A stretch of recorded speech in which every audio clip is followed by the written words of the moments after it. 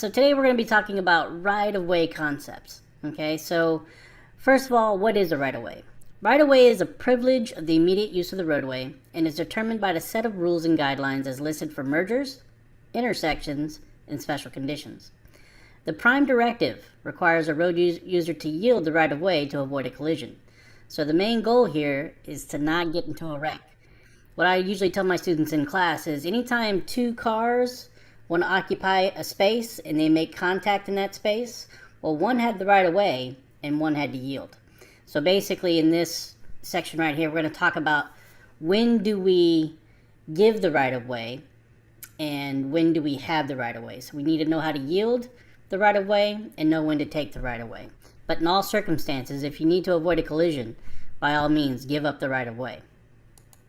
All right, so right of way concept. So right of way is a privilege. All right, it's given, not taken. All right, we drive on the right-hand side of the road. I know in places like England, they drive on the left-hand side of the road.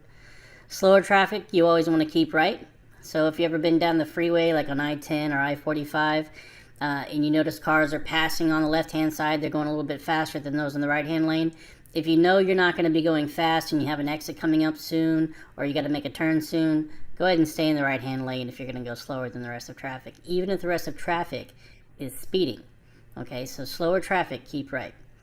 All right, we also want to obey and observe all posted signs and signals. All right, so anytime you see a road sign or a signal, you got to observe it and obey it. When traffic light is defective, everyone must treat it like a four-way stop sign and must always obey a police officer and crossing guards at all times.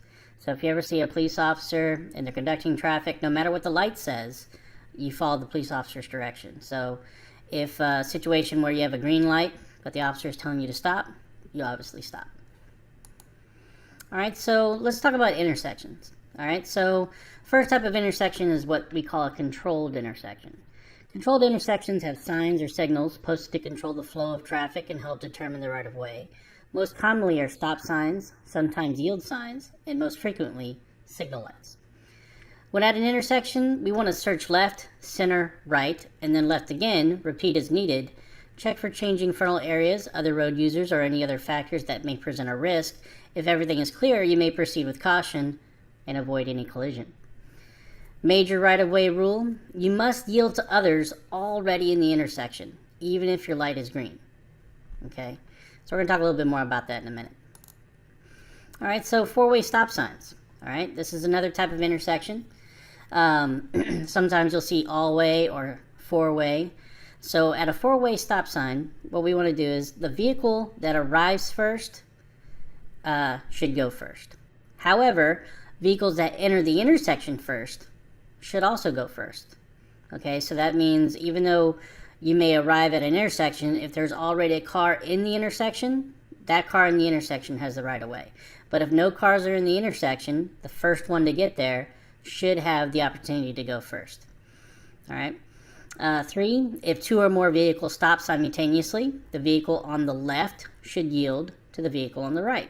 So if you stop at a stop sign and somebody is to your right, well, they have the right of way. If somebody is to your left and you got there at the same time, you have the right of way. After stopping, roll slowly, forward cautiously to make sure it's clear and safe. All right, because you never know, there's people out there who like to run stop signs, so it's always very important. Even though we have the right of way, we want to enter that intersection cautiously. Other road users cannot read your mind. Okay, so if you're sitting at a stoplight or a stop sign and you see people just sitting there and not going, try to communicate your intentions. Okay, so you want to announce your intention to turn with the signal light before approaching the stop sign. So of course the law is that you have to have your blinker on at least 100 feet prior to the intersection if you're going to turn. So obviously you want to have your blinker light on to give your intentions so that everybody knows at the intersection what you're going to do. All right, so yield sign. So this right here is a yield sign. All right, this is what it looks like. All right, so a yield sign, approaching an intersection on a road controlled by a yield sign, you must, 1, slow down, slow your speed that is reasonable under the existing conditions. 2, yield the right of way to any road user in the intersection, that means they're already in the intersection, or approaching on another highway so closely as to be an immediate hazard to your movement or across the intersection. So as you approach an intersection that's controlled by a yield sign, you want to make sure that you want to check all ways before entering that intersection, before making your turn or going straight. That way you don't have contact with any other vehicles. All right, so at a controlled intersection, when we see a green light, all right, you must yield to cars already in the intersection, and you may proceed when clear. So if you're sitting at let's say a red light, and traffic is pretty congested, and there's a lot of cars in the intersection, and your light goes from red to green, but there's already cars still in the intersection from the previous light. Well, they're already in the intersection. You must sit there and wait until the intersection is clear. Okay, so even though we have a green light, even if we're not in the intersection yet, cars already in the intersection always have the right of way. All right, so solid green on a left turn. All right, you must stop and yield to all oncoming traffic and pedestrians in the crosswalk. So anytime you get into a turn lane and you're waiting to take a left turn, and at that intersection it shows a solid green light, but it's not a green arrow, it's not a flashing yellow arrow, what you want to do is you want to make sure that all cars that are coming towards you in the opposing direction is clear before making your turn. And then also when making your turn, you want to make sure that there's no one in the crosswalk on either side that you may cross their path, because any pedestrian in the crosswalk obviously has the right of way. So you want to be safe. All right, yellow light. So a lot of people think yellow light means slow down. Obviously, in a lot of cases, when we approach yellow light, we absolutely slow down because the light's about to change red. But the most important aspect of a yellow light, it's a warning, it's a caution, letting you know that the light's going to go from green to red. Okay, so yellow light. If past the point of no return, you may proceed with caution through the yellow light. However, if able to safely slow and stop, you must do so. All right, so the point of no return is something you're going to practice once you get into your in-car part of your driving, the driving course. The point of no return is basically as you drive and you're approaching a light and the light turns yellow, based on certain conditions, you got to decide whether or not you're past the point of no return. So if it turns yellow and you're so close to the light, less than 100 feet, then it may be safe for you to go ahead and just proceed through the light, because if you try to slam on your brakes to slow down and stop, you may cause a wreck behind you. And other factors may include, is it raining and the roads are wet? You're going to need more time to stop and slow down safely. Do you have an 18-wheeler or a large vehicle behind you that is following you closely, that if you were to slam on your brakes, it may cause an accident behind you? So you got to be very cautious when you approach yellow lights. You got to determine where the point of no return is, and it's different depending on how fast you're going and the conditions of the road and what's going on around you. So it's something that takes time. You're going to practice that once you get behind the wheel. But a yellow light basically just means it's caution. The light's about to turn red. If you're able to slow down safely and stop, by all means do so. Okay. A flashing yellow light. All right, so a flashing yellow light, proceed through the intersection with caution and watch for traffic coming from your left and or right. So usually what we see these around fire stations. Sometimes we see them at intersections where there's a lot of cross traffic, but you still have the right of way through. But a flashing yellow light, you always must slow down, right? So you see them in school zones, you see them where there is a major curve up ahead. Those flashing lights let you know that you must slow down in those circumstances. All right, flashing yellow arrow. All right, so here in this picture, you'll see a solid green light, which we talked about earlier on a turn. And then you also have what they call a flashing yellow arrow. Flashing yellow arrow is the same as a solid green light in respect that you have to yield to oncoming traffic before you can go ahead and make that left turn. So you must yield to the pedestrians and oncoming traffic. But it says here, flashing yellow light, proceed through intersection with caution and watch for cross traffic coming from your left and or right. All right, solid red light, pretty simple. All right, it means stop. All right, you must stop behind the white stop line and yield to all traffic and pedestrians entering the intersection and the crosswalk. So anytime you approach a red light, you must stop behind the stop line. It's a very thick white line that you must stop behind. Okay, if any part of your car is on or beyond that white stop line when the light is red, you could technically get a ticket for running a red light, even if you're stopped. So make sure when you come to a full, complete stop, your entire vehicle is behind that white stop line. Flashing red light. Okay, a lot of times we see a flashing red light anytime a signal light is malfunctioning. Okay, so it automatically defaults to flashing red. So at a flashing red light, we want to treat it like an all-way stop or four-way stop, where we use the right-of-ways in that circumstance. So the first one there is the first one to go. If there's already a vehicle in the intersection before you proceed, they have the right-of-way. If somebody is to your right or to your left, you get there at the same time. Again, you must follow the yielding rules in those situations. So flashing red light, we want to treat it like a four-way stop sign. Okay, and a flashing red light never turns green until, of course, the light is fixed if it's a malfunctioning light.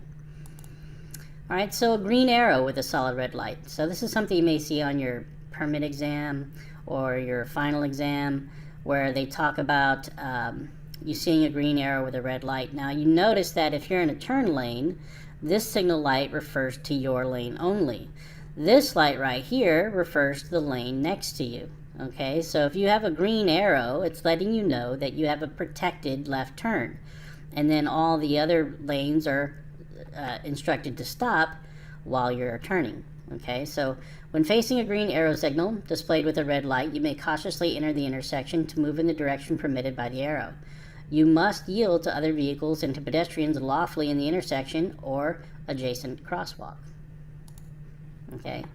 Uncontrolled intersections. This is the second type of intersection, right? So the first one we talked about was controlled. It's controlled by signals and signals and signs. Whereas uncontrolled intersections are not controlled by anything. Okay, so let's read. Uncontrolled intersections does not have any traffic control devices present.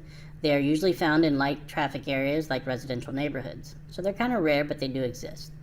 All right, so when approaching an uncontrolled intersection, you must do 1, stop, yield and grant the immediate use of the intersection to any vehicle that has entered from the right or is approaching from the right as a proximity that is a hazard. And 2, may, after stopping, proceed when the intersection can be entered safely without interference or collision with traffic using a different street or roadway.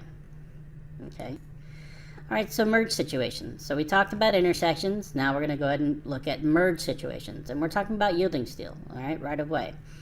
All right, so merge situations. On a frontage or feeder road, you must yield to all traffic exiting from the freeway onto the feeder road. All right, so if you're on the feeder road, and the feeder road is the road right next to the intersection, okay, it feeds traffic on and off the freeway. All right, so on the feeder road, if anybody's coming off of the freeway, you must yield to them as they change lanes coming off the freeway onto the feeder road. All right, so entering freeway, when you're getting onto an accelerating lane, you must accelerate to the speed of traffic and yield to cars already on the freeway. So here in this picture, in the accelerating lane, when we try to merge into traffic, you have to understand that the cars already on the freeway have the right of way, and you must merge in safely with them, okay? So always know that cars already on the freeway have the right of way, and then as you pull into the accelerating lane, you must safely merge either in front or behind another vehicle and avoid a collision. All right, so merging on a multi-lane road. All right, now this is more often than you'll see this on a freeway. So let's say you're on I-45 or I-10, and you get onto the freeway, and now all of a sudden you have multiple lanes, right? So I know parts of I-45 has 5-6 lanes. Most lanes in cities for freeways have 3 or 4 lanes. So in this type of circumstance, what we're going to talk about is anytime you want to change lanes into another lane, there are rules to right away as to who has access to those lanes.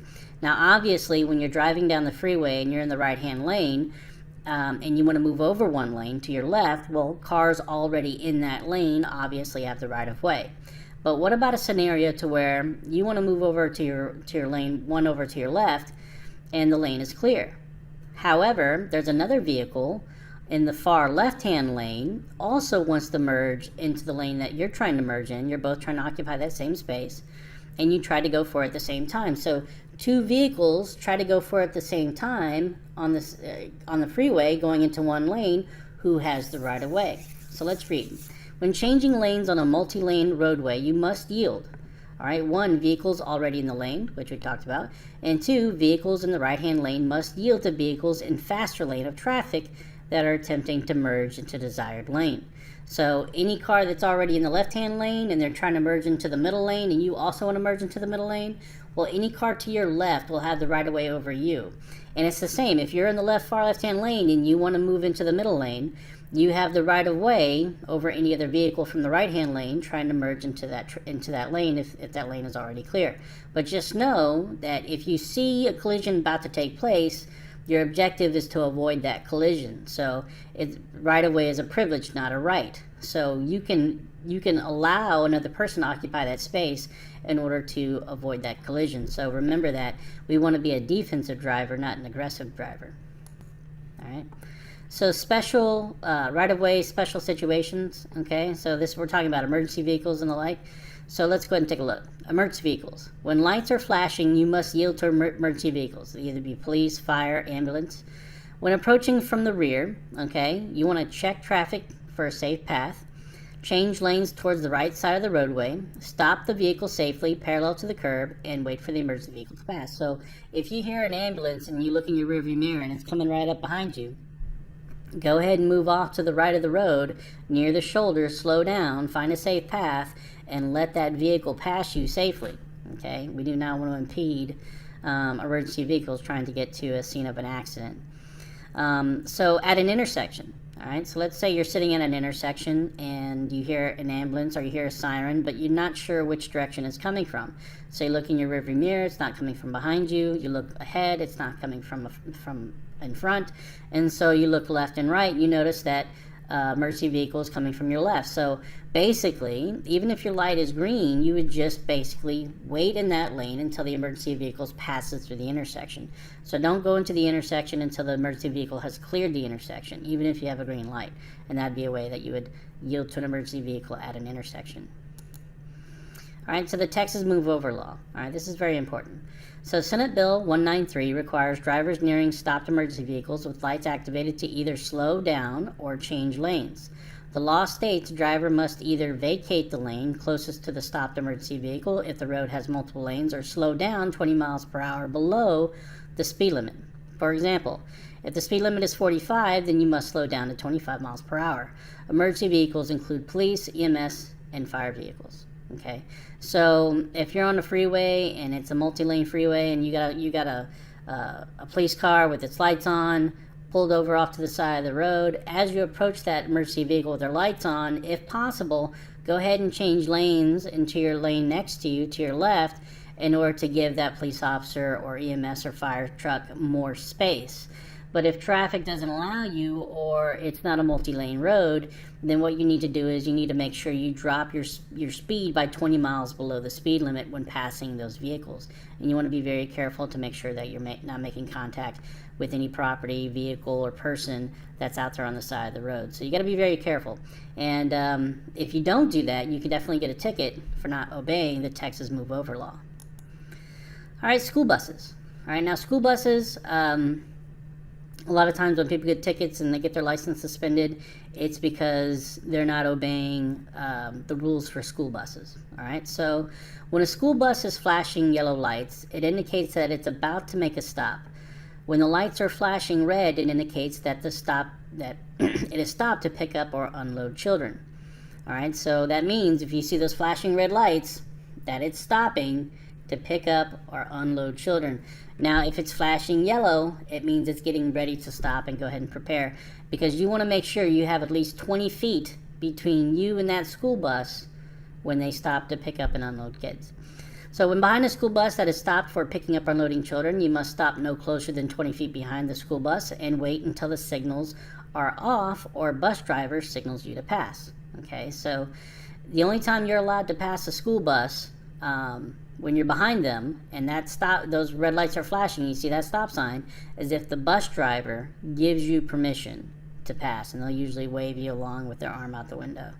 All right, if on the opposing side of traffic from a stopped school bus and no median is present, you must stop and wait until the signal stops or the bus driver signals you to pass. So let's say, for instance, you're on a road, it's a two-way road, and you're stopped and you're approaching a stopped school bus on your left-hand side. Well, if there's no physical barrier or median between you and the opposing side of traffic, everybody on on both roads must stop until that school bus is done loading and unloading children. So you got to be very careful. And this is where people get in a lot of trouble. So they think, well, I'm not behind the school bus. They're on the other side of the roadway, and I'm on a 4-lane road, and it's, they got plenty of room. I'll just keep on going in the same direction that I'm going. Well, if there's no median there, and if it's just a turn lane or it's just a double yellow line, well, if you don't stop and a police officer sees you, then you're going to get a ticket for over passing a school bus when they're stopping to pick up and unload kids. So you got to be very careful. Now, if a median is present and you're on the other side of traffic, then you may continue to go, but only in that circumstance. A median must be present in order for you to go on the opposing side of traffic when a school bus is stopped. All right, so pedestrians. Pedestrians, I'll make the rule real simple. Pedestrians, always give pedestrians the right of way, even if they're in situations where they're breaking the law. If they're jaywalking, if they're walking in the middle of the road, if you see protesters just crossing the freeway and they're blocking the freeway, the first goal you should always have when getting in your vehicle is to preserve life and preserve property. You don't want to get into an accident with anybody. You don't want to hurt anyone. So like I said, the right of way is a privilege, not a right. And so when somebody's blocking your path, either it be a pedestrian, you cannot just run over them. You must stop, let them pass. Even if they're breaking the law, you must avoid contact with pedestrians. So let's go ahead and read. Pedestrians are the most vulnerable road users. They may not know the rules and regulations of motorized vehicles on the road. So yeah, there's people out there who don't have driver's license and they're out there just walking on a sidewalk. Children are unpredictable and harder to see. All right, when children are at play, they'll go chase a ball into a street without looking left and right, and that's where problems exist. So you got to be ready as a driver to make sure that when you're going through a residential neighborhood especially, that you're looking out for children at play, because if that ball goes into a street, just know if you see that ball go into a street, there's going to be a kid running after it pretty soon. Pedestrians always have the right of way, regardless, even if they're breaking the law. Watch for crosswalks, both at intersections and non-intersections in neighborhoods, right? So there could be a situation where you have a crosswalk and there's no intersection nearby, but there's a crosswalk that exists, and you'll see those signs, and it looks just like this. You got to stop for any person in that intersection. In that crosswalk. So the moment they put a foot onto that street, you got to stop, and you must give them safe passage as they cross the street. You cannot just go into the crosswalk. And if a police officer is nearby, sometimes they like to test this. They'll see that, and they'll give you a ticket if you enter that crosswalk when a pedestrian is present. Let's see here. If a sidewalk is not present, the pedestrian must walk on the left-hand side of the road facing oncoming traffic. So if you ever find yourself in a situation where you have to walk yourself but there is no sidewalk, just remember that you must walk on the left-hand side of the road facing oncoming traffic. And the reason that is because if there is a car that's coming towards you and it's not paying attention, it gives you an opportunity to save your own life, to get out of the way so that car doesn't hit you. Because if you're walking with traffic and you're not looking to see what's coming up behind you, well, you could easily be hit from behind and you never see it coming, and you lose your life that way. So it's always important that if you are out there on the road and there is no sidewalk and you're walking, you're on the left-hand side facing traffic. All right, railroad crossings. Railroad crossings, trains always have the right of way. They cannot stop for vehicles on tracks. In most cases, it takes over a mile for a train to stop. So anytime you're near a railroad track, just know that that train is going to go through there regardless if you think you have the right of way or not. And I'll tell you right now, the trains always have the right of way. All right, so if at an intersection, you must stop at least 15 feet behind the tracks. So if you're approaching an intersection that has train tracks that are nearby, and you got to cross over it before you get into that intersection, and it's controlled by a light, and cars are stopped at that light, just know that if you're near that intersection, you got to have at least 15 feet between you and those railroad tracks. So if you move over the tracks and you pull up to the stop line, just know you got to have 15 feet behind you. If you are stopped behind another vehicle, just know that if you're near those railroad tracks, you got to have at least 15 feet between you and the railroad tracks in front of you. All right, so be on the lookout for railroad signs warning you of railroad crossings ahead. When approaching, you want to reduce speed. You want to look both ways and listen for audible train whistles. If a train is approaching, stop. If not, proceed with caution.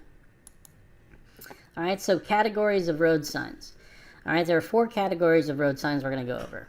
All right, number 1 is regulatory signs, 2 is warning signs, 3 are guide signs, and number 4 is construction signs. All right, you see kind of examples right here. All right, so regulatory signs. All right, these are examples of regulatory signs. You got a stop sign, yield sign, do not enter, and speed limit. All right, so what colors constitute regulatory signs? Well, colors include black and white, just like the speed limit sign, and of course red. So most black and white signs, if you see them, they're telling you what you're allowed or not allowed to do. So speed limit, 25, you cannot go faster than 25. If you see a sign saying no right on red, if you take a right on red, then you can get a ticket. If it says no turn from shoulder and you turn from shoulder, you can get a ticket. Yeah, so these black and white signs let you know what you're allowed and not allowed to do. Now, these red signs are basically telling you must do something. So you must stop at a stop sign. You must yield when seeing a yield sign. You must not enter when you see do not enter sign.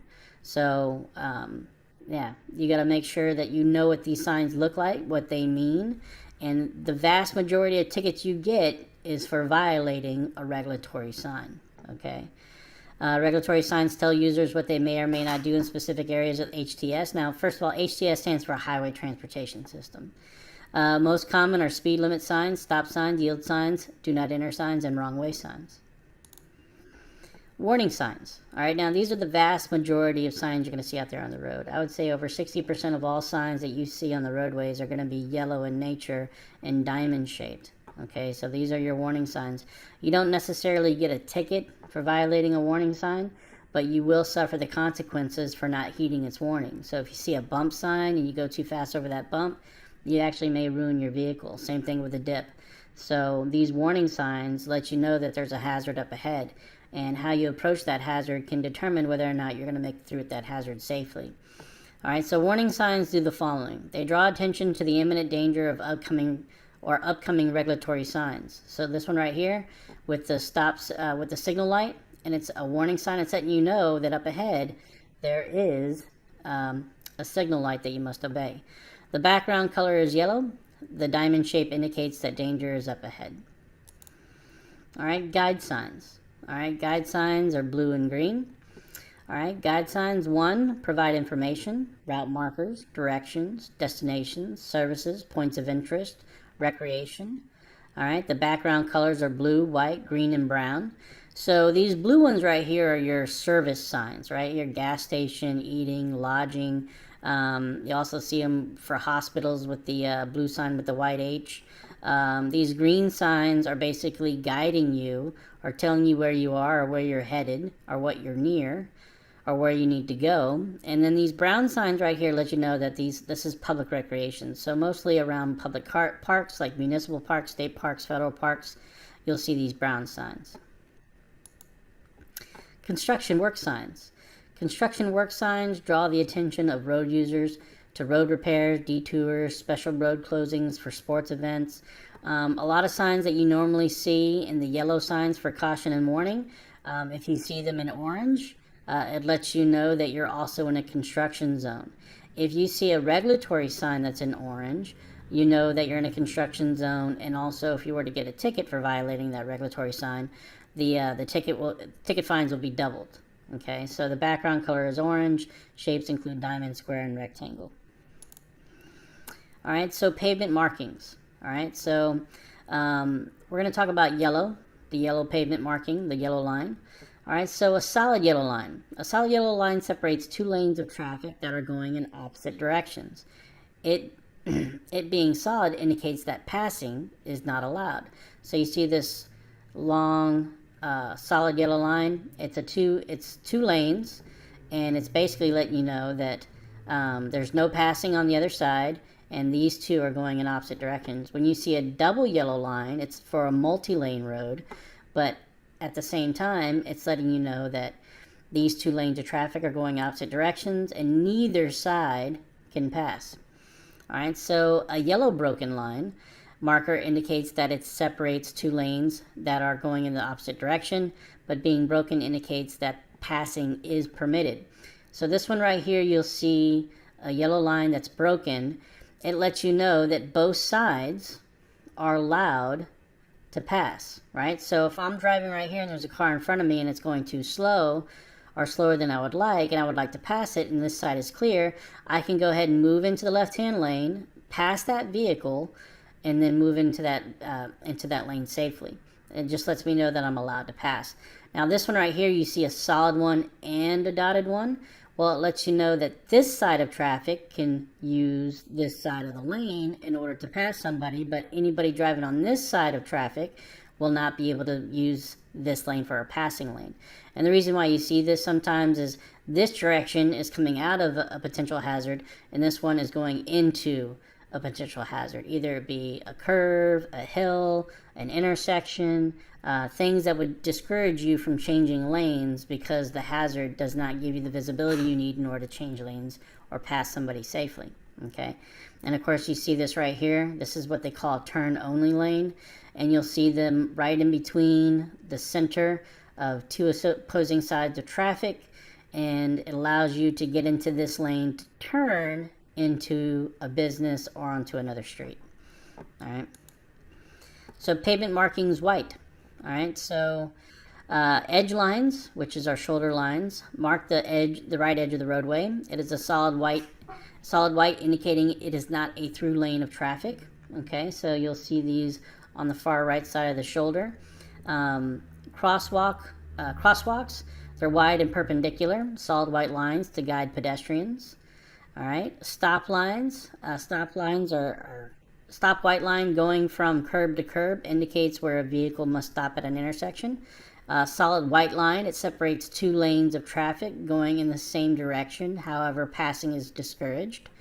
Notice how on a yellow line, passing is not allowed, but on a solid white line, passing is discouraged. Okay, so anytime you're approaching an intersection and you see a turn lane, well, when you get into that turn lane, you'll notice that you'll see this solid white line that goes all the way down up to the intersection for about 100 feet, because you cannot change lanes within 100 feet of an intersection. So 100 feet prior to that intersection, you have an opportunity to get into a turn lane. That's why you have a solid white line going all the way down towards an intersection, because if you do change lanes, it's discouraged, but at the same time, the law states that you cannot change lanes within 100 feet of an intersection. So you got to be careful with that. All right, so broken white lane markers, it separates two lanes of traffic going in the same direction and allows you to pass. All right, so hand signals. So hand signals are very important. Now you'll notice in this diagram here, you'll see you have the turn signal for left, turn signal for right, and then when they're both on, it indicates that the car in front of you or your vehicle is using the brake. They're slowing down or stopping.